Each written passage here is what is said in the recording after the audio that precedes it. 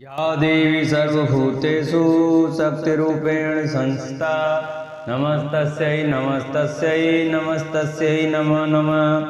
श्वेते वृषे समारूढ़ा श्वेतांबरधरा शुचे महागौरी शुभम ददान महादेव प्रमोदया। नमस्कार दोस्तों, स्वागत है आप सभी का मेरे YouTube चैनल आर के भक्ति में। भक्तों, आज हम आपको नवरात्रि के 8वें दिन सुनी जाने वाली माता गौरी की व्रत कथा सुनाएंगे। कृपया उसे सभी भक्तजन ध्यानपूर्वक श्रद्धा भक्ति भाव से सुने। तो आइए भक्तों, हम अपनी कथा को प्रारंभ करते हैं। उससे पहले जिन भक्तों ने अभी तक हमारे चैनल को सब्सक्राइब नहीं किया है वो हमारे चैनल को सब्सक्राइब करें और वीडियो को लाइक करें और कमेंट में जय माता दी अवश्य लिखें। नवरात्रि की अष्टमी तिथि पर माँ महागौरी की पूजा की जाती है। माँ महागौरी माँ दुर्गा का 8वां स्वरूप है। इन्हें 8वीं शक्ति कहा जाता है। माँ गौरी ही शक्ति मानी गई हैं। प्राणों के अनुसार इनके तेज से संपूर्ण विश्व प्रकाशमान है।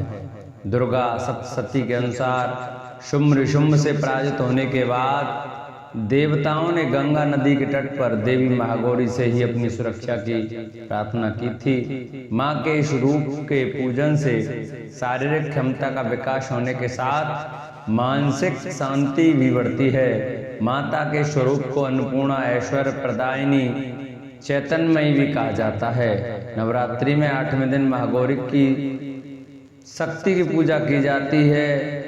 नाम से प्रकट है कि इनका रूप पूर्णतः गौरवर्ण है। इनकी उपमा शंख, चंद्र और कुंद के फूल से दी गई है। अष्टवर्षा भवेद गौरी, यानी इनकी आयु 8 साल की मानी गई है। इनके सभी आभूषण और वस्त्र सफेद हैं, इसलिए उन्हें श्वेतांबरधरा कहा गया है। 4 भुजाएं हैं और वाहन वृषभ है, इसलिए वृषारूढ़ा भी कहा गया है। इनके ऊपर वाला दाहिना हाथ अभय मुद्रा है तथा नीचे वाला हाथ त्रिशूल धारण किया हुआ है। ऊपर वाले बाएं हाथ में डमरू धारण कर रखा है और नीचे वाले हाथ में वर मुद्रा है। इनकी पूरी मुद्रा बहुत शांत है। पति रूप में शिव को प्राप्त करने के लिए माँ गौरी ने कठोर तपस्या की थी। इसी वजह से इनका शरीर काला पड़ गया, लेकिन तपस्या से प्रसन्न होकर भगवान शिव ने इनके शरीर को गंगा के पवित्र जल से धोकर कांति में बना दिया। उनका रूप गौरवर्ण हो गया, इसलिए ये महागौरी कहलाई। ये अमोघ फलदायिनी हैं और इनकी पूजा से भक्तों के तमाम कलमश धुल जाते हैं, पूर्व संचित पाप भी नष्ट हो जाते हैं। माँ गौरी का पूजन अर्चन, उपासना, आराधना कल्याणकारी है। इनकी कृपा से अलौकिक सिद्धियां प्राप्त होती हैं। महर्षि मेधा ने कहा, हे राजन, अपने प्यारे भाई को मरा हुआ तथा सेना को नष्ट हुई देखकर क्रोध में भरकर दैत्यराज शुंभ कहने लगा, दुष्ट दुर्गे, तू अहंकार से गर्व मत कर, क्योंकि तू दूसरों के बल पर लड़ रही है। देवी ने कहा, हे दुष्ट, देख, मैं तो अकेली हूँ। इस संसार में मेरे सिवा दूसरा कौन है? यह सब मेरी शक्तियां हैं। देख, सब की सब मुझ में प्रविष्ट हो रही हैं। इसके पश्चात ब्राह्मणी आदि सब देवियों उस देवी के शरीर में लीन हो गईं और देवी अकेली रह गई। तब देवी ने कहा, मैं अपनी ऐश्वर्य शक्ति से अनेक रूपों में यहाँ उपस्थित हुई थी। उन सब रूपों को मैंने समेट लिया। अब अकेली ही यहाँ खड़ी हूँ, तुम भी यहीं ठहरो। महर्षि मेधा ने कहा। तब देवताओं तथा राक्षसों के देखते देखते देवी तथा शुंभ में भयंकर युद्ध होने लगा। अंबिका देवी ने सैकड़ों अस्त्र शस्त्र छोड़े। उधर दैत्यराज ने भी भयंकर अस्त्रों का प्रहार आरंभ कर दिया। देवी के छोड़े हुए सैकड़ों अस्त्रों को दैत्य ने अपने अस्त्रों द्वारा काट डाला। उसी प्रकार शुंभ ने जो अस्त्र छोड़े उनको देवी ने अपनी भयंकर हुंकार के द्वारा ही काट डाला। दैत्य ने जब सैकड़ों बाण छोड़कर देवी को ढक दिया तो क्रोध में भरकर देवी ने अपने बाणों से उनका धनुष नष्ट कर डाला। धनुष कट जाने पर दैत्येंद्र ने शक्ति चलाई, लेकिन देवी ने उसे भी काट कर फेंक दिया। फिर दैत्येंद्र चमकती हुई डाल लेकर देवी की ओर दौड़ा, किंतु जब वह देवी के समीप पहुंचा तो देवी ने अपने तीक्ष्ण बाणों से उसकी चमकने वाली डाल को भी काट डाला। फिर दैत्येंद्र का घोड़ा मर गया, रथ टूट गया, सारथी मारा गया, तब वह भयंकर मुद्गर लेकर देवी पर आक्रमण करने के लिए चला, किंतु देवी ने अपने तीक्ष्ण बाणों से उसके मुद्गर को भी काट दिया। इस पर दैत्य ने क्रोध में भरकर देवी की छाती में बड़े जोर से एक मुक्का मारा। दैत्य ने जब देवी को मुक्का मारा तो देवी ने भी उसकी छाती में जोर से एक थप्पड़ मारा। थप्पड़ खाकर पहले तो दैत्य पृथ्वी पर गिर पड़ा, किंतु तुरंत ही वह उठ खड़ा हुआ। फिर वे देवी को पकड़कर आकाश की ओर उछला और वहां जाकर दोनों में युद्ध होने लगा। वह युद्ध ऋषियों देवताओं को आश्चर्य में डालने वाला था। देवी आकाश में दैत्य के साथ बहुत देर तक युद्ध करती रही। फिर देवी ने उसे आकाश में घुमाकर पृथ्वी पर गिरा दिया। दुष्टात्मा दैत्य पुनः उठकर देवी को मारने के लिए दौड़ा। तब उसको अपनी ओर आता हुआ देखकर देवी ने उसकी छाती विदीर्ण करके उसको पृथ्वी पर पटक दिया। देवी के त्रिशूल से घायल होने पर उस दैत्य के प्राण पखेरु उड़ गए और उसके मरने पर समुद्र, पर्वत और पृथ्वी सब कांपने लग गए। तदंतर उस दुष्टात्मा के मरने से संपूर्ण जगत प्रसन्न व स्वस्थ हो गया तथा आकाश निर्मल हो गया। पहले जो उत्पात सूचक मेघ और उल्कापात होते थे वे सब शांत हो गए। उसके मारे जाने पर नदियां अपने ठीक मार्ग से बहने लगी। संपूर्ण देवताओं का हृदय हर्ष से भर गया और गंधर्वियां सुंदर गान करने लगी। गंधर्व बाजे बजाने लगे और अप्सराएं नाचने लगी। पवित्र वायु बहने लगी। सूर्य की कांति स्वच्छ हो गई। यज्ञशालाओं की बुझी हुई अग्नि अपने आप प्रज्वलित हो उठी तथा चारों दिशाओं में शांति फैल गई। बोलो सच्चे दरबार की जय। जिन भक्तों को हमारी ये वीडियो अच्छी लगी हो, हमारी कथा अच्छी लगी हो, वो हमारी कथा को ज़्यादा से ज़्यादा शेयर करें। जिन्होंने अभी तक हमारे चैनल को सब्सक्राइब नहीं किया है वो हमारे चैनल को सब्सक्राइब करें, वीडियो को लाइक करें और कमेंट में जय माता दी अवश्य लिखें। बोलो सच्चे दरबार की जय।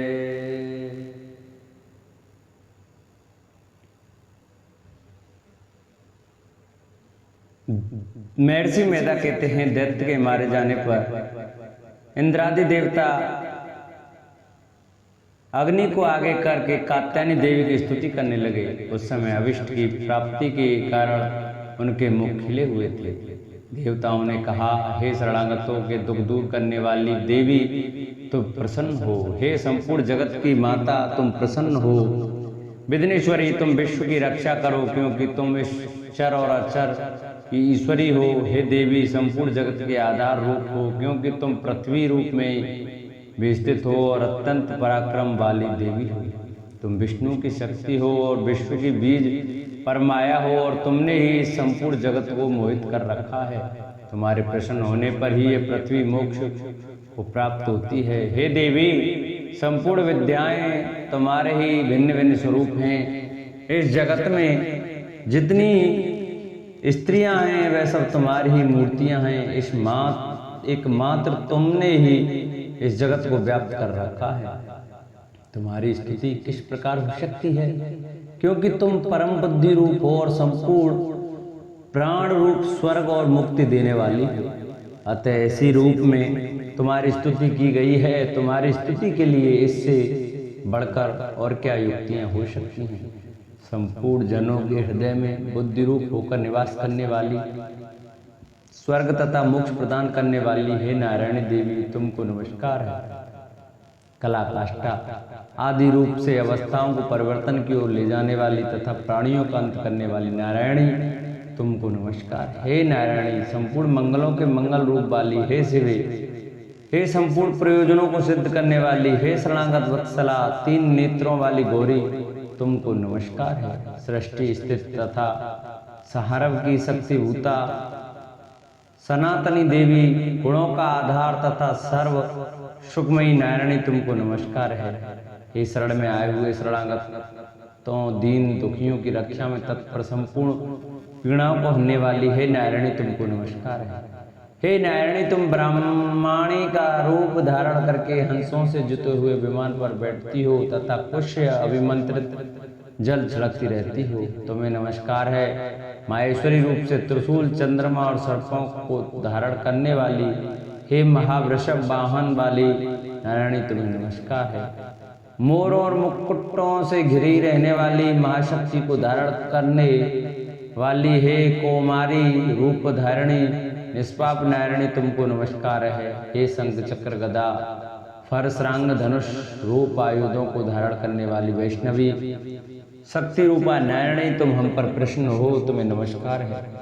हे दांतों पर पृथ्वी धारण करने वाली 12 रूपिणी कल्याणमयी नारायणी, तुम्हें नमस्कार है। हे उग्र नृसिंह रूप से दैत्यों को मारने वाली, त्रिभुवन की रक्षा में संलग्न रहने वाली नारायणी, तुम्हें नमस्कार है। हे मस्तक पर किरीट और हाथ में महावज्र धारण करने वाली, सहस्त्र नेत्रों के कारण उज्ज्वल वृत्तासुर के रूप कोई प्राण हरने वाली ऐन्द्रिय शक्ति, हे नारायणी, तुम्हें नमस्कार है। हे शिवदूती स्वरूप से दैत्यों के महामत को नष्ट करने वाली, हे घोर रूप वाली, हे महाशब्द वाली, हे नारायणी, तुम्हें नमस्कार है।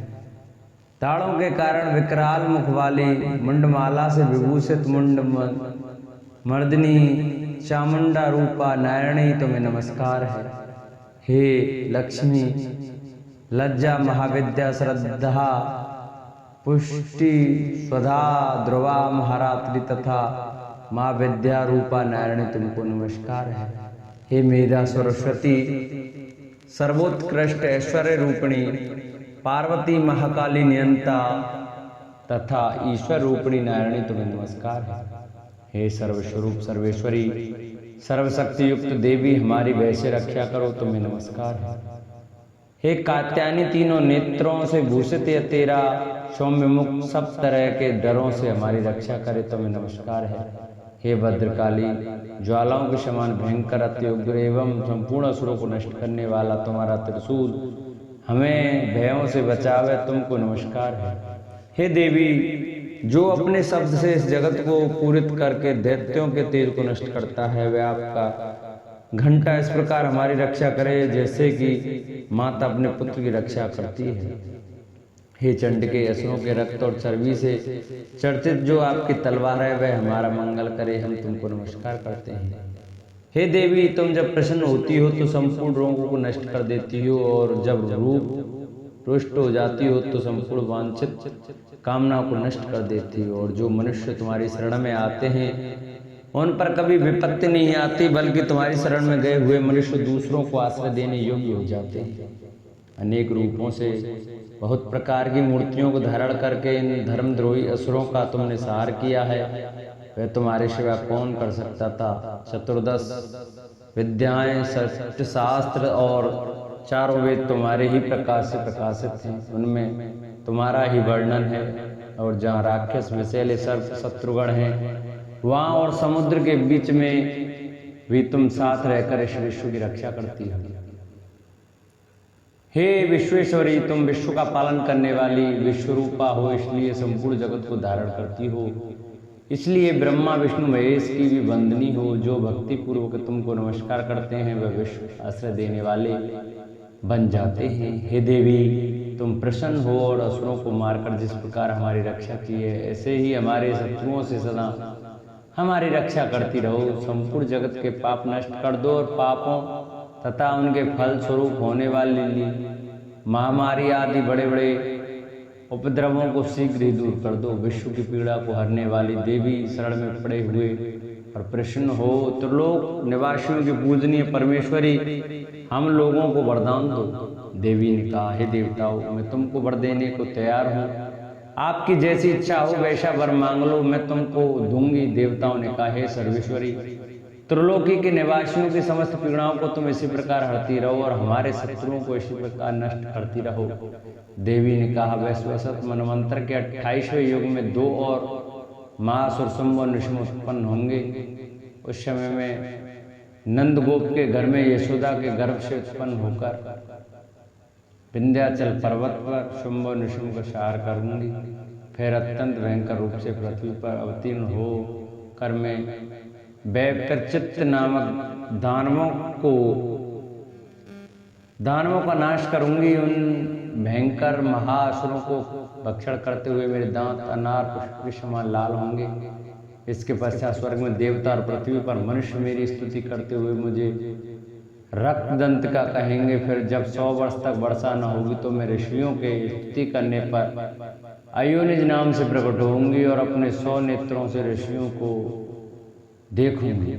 अतः मनुष्य शताक्षी नाम से मेरा कीर्तन करेंगे। उस समय में अपने शरीर से उत्पन्न हुए प्राणों की रक्षा करने वाले शाकों द्वारा सब प्राणियों का पालन करूंगी और तब इस पृथ्वी पर शाकंभरी के नाम से विख्यात होंगी। और इसी अवतार में मैं दुर्ग नामक महाअसुर का वध करूंगी और इससे मैं दुर्गा देवी के नाम से प्रसिद्ध होंगी। इसके पश्चात जब मैं भयानक रूप धारण करके हिमालय निवासी ऋषियों महर्षियों की रक्षा करूंगी तब भीमा देवी के नाम से मेरी ख्याति होगी। और जब फिर अरुण नामक असुर तीनों लोगों को पीड़ित करेगा तब मैं असंख्य भ्रमरों का रूप धारण कर के उष्मादित्य का वध करूंगी। तब स्वर्ग में देवता और मृत्यु लोक में मनुष्य मेरी स्तुति करते हुए मुझे भ्रामरी नाम से पुकारेंगे। इस प्रकार जब जब पृथ्वी राक्षसों से पीड़ित होगी तब तब मैं अवतरित होकर शत्रुओं का नाश करूंगी। बोलो सच्चे दरबार की जय। बोलो माँ शेरा वाली मात की जय। जिन भक्तों को हमारी ये वीडियो हमारी कथा अच्छी लगी हो वो हमारी वीडियो को ज़्यादा से ज़्यादा शेयर करें। जिन्होंने अभी तक हमारे चैनल को सब्सक्राइब नहीं किया है चैनल को सब्सक्राइब कर बेल आइकन जरूर दबाएं जिससे हमारी जो भी वीडियो है उसका नोटिफिकेशन आप तक अवश्य पहुंचे। हमारी वीडियो को लाइक करें और कमेंट में जय माता दी लिखना ना भूलें। बोलो सच्चे दरबार की जय।